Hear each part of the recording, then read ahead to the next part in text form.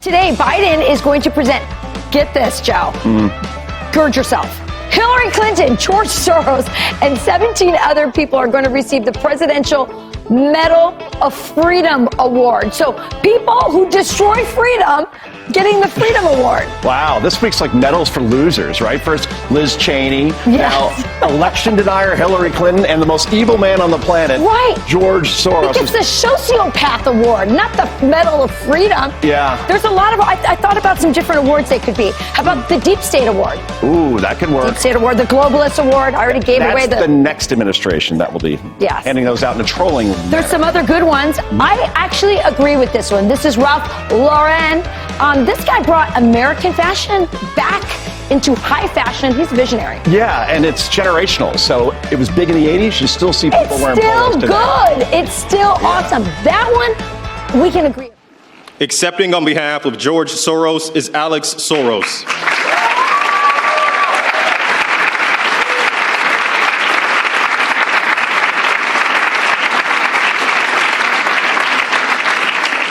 The Presidential Medal of Freedom is awarded to George Soros. Born into a Jewish family in Hungary, George Soros escaped Nazi occupation to build a life of freedom for himself and countless others around the world.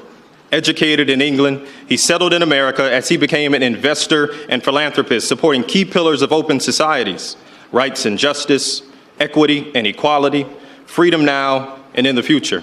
His inspiring generosity reminds us all of our capacity and our obligation to stand up to the abuse of power and to be guardians of democracy and all people yearning to be free. I've been told that it's going to be shock and awe as far as executive orders and all the lists of things that are going to happen on January 20th, and that they're going to throw a lot in the first day and maybe a couple of days that will have to be digested, but it's action that's happening right away before Congress gets its act in gear and passes whatever it passes. Well, you know, keeping up with the incoming president, we'll just be up all night long on Inauguration night.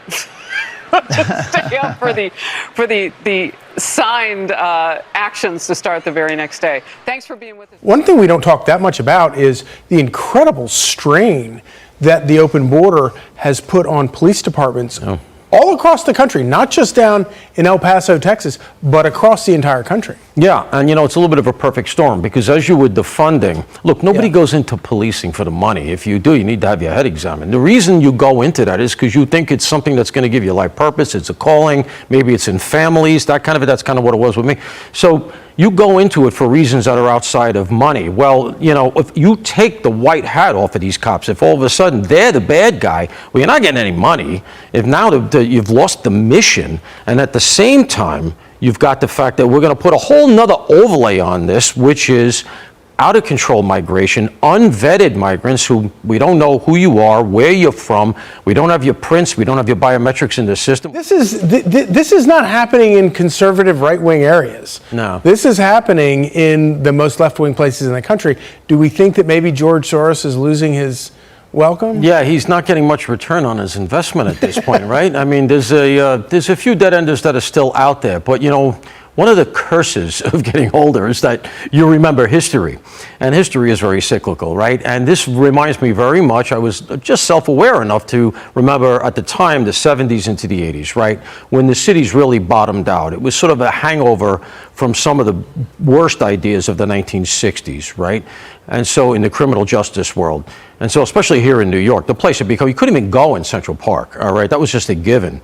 And so these things bottom out, and we got the great disruptor here in New York, and that was our mayoral version of Donald Trump, who was Rudy Giuliani. And he encountered a lot of the same headwinds that Donald Trump has faced, which is progressives calling him every name under the sun, but he put his head down, he kept going. And as a result, New York became the model for urban policing, and broken windows works. They proved it, and it's not as simple as just lock everybody up. But some of the best criminal minds justice in the country came out of that administration. They proved that it works, and it was mimicked all over the world. The problem is, the other curse of history is that people forget.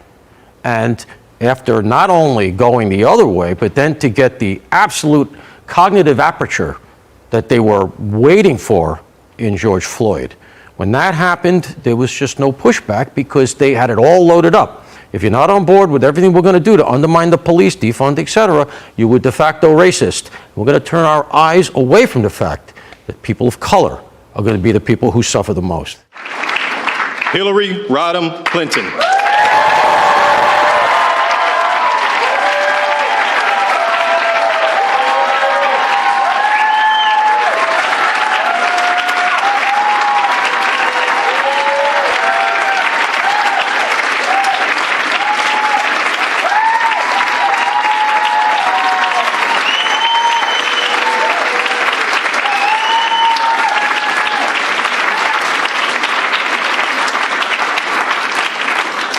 The Presidential Medal of Freedom is awarded to Hillary Rodham Clinton.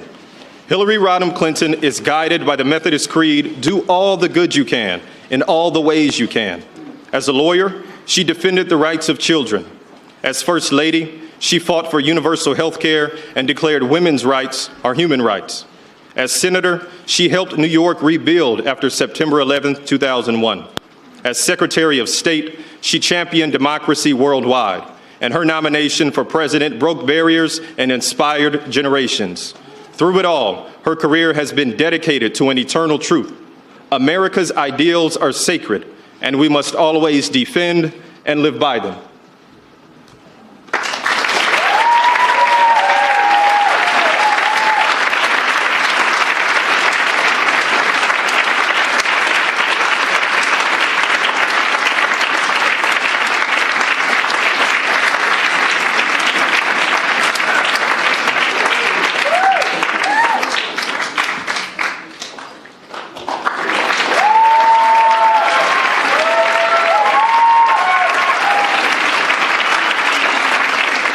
President Biden is giving the Presidential Medal of Freedom to a new batch of recipients. It is a star-studded ceremony at the White House. The president is speaking right now. Let's listen to him.